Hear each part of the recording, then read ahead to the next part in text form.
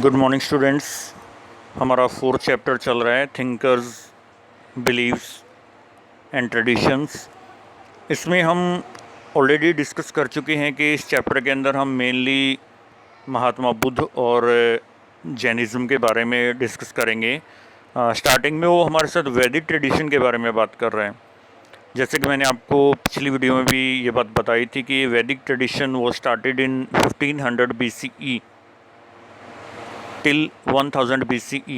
This period is known as early Vedic tradition, and from 1000 BCE to 500 BCE it is known as the late Vedic period. Means Vedic period is divided into two parts, early Vedic period and late Vedic period. So we will discuss about the early Vedic period, which is 1500 BCE to 1000 BCE. Early वैदिक period Indian history में बहुत important माना जाता है, क्योंकि यही वो time था जब ऋग्वेद को कंपोज किया गया। यही वो टाइम था जब आर्य इंडियन सब कॉन्टिनेंट के अंदर आकर उन्होंने सेटअप होना स्टार्ट किया और ऋग्वेद स्टार्ट हुआ। ऋग्वेद को कंपोज करना उन्होंने स्टार्ट किया, एंड उसके साथ साथ उन्होंने वर्ण सिस्टम स्टार्ट कर दिया। वर्ण सिस्टम के अकॉर्डिंग जो ब्राह्मणास थे वही सेक्रीफाइसेस करवा सकते थे, जिसको हम यज्ञ बोलते हैं।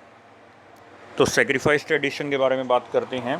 You can see on your screen sacrifice traditions की जो सेक्रीफाइसेस थे, यज्ञ वगैरह थे, वो कौन कर सकता था, कैसे और क्यों वो करवाए जाते थे। यू कैन सी हियर वैदिक पीरियड 1500 BCE से 1000 BCE तक का जो पीरियड है वो अर्ली वैदिक पीरियड है। अर्ली वैदिक पीरियड के अंदर ही ऋग्वेद को कंपोज किया गया। ऋग्वेद के अंदर जितने भी मंत्रास हैं, आप ये ध्यान रखें कि ऋग्वेद के अंदर मंत्रास हैं। 1 मार्क के जो क्वेश्चंस आते हैं उसमें वो इसी तरीके की चीज़ें पूछता है कि ऋग्वेद जो है उसके अंदर क्या है, मंत्रास हैं उसके अंदर। इन मंत्रास को अलग अलग टाइम पे अकॉर्डिंग टू द ओकेज़न इनको चैंट किया जाता था, इन मंत्रास को बोला जाता था। ऋग्वेद के अंदर जिन गॉड के बारे में मंत्रास हैं, 3 मेन गॉड हैं। यू कैन सी अग्नि, इंद्र और सोम।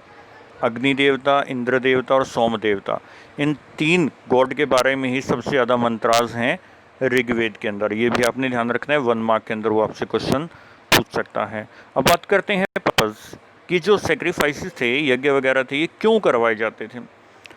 ज़्यादातर जो सेक्रीफाइसेस थे वो किंग या एलिट पीपल ही करवाते थे।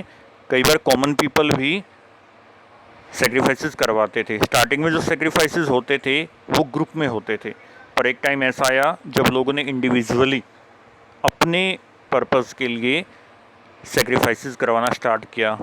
तो सबसे पहली जो बात थी, फॉर वेल बीइंग, अपने घर की सुख शांति के लिए, अच्छे के लिए सेक्रीफाइसेस करवाए जाते थे, यज्ञ करवाए जाते थे। टू गेट सन, कई बार संतान प्राप्ति के लिए या पुत्र प्राप्ति के लिए भी सेक्रीफाइसेस करवाए जाते थे। एंड फॉर विनिंग, और जो किंग होते थे वो जनरली दूसरे किंगडम को जीतने के लिए भी यज्ञ करवाते थे, ताकि यज्ञ करवाने से भगवान खुश हो जाएं एंड दे कैन विन।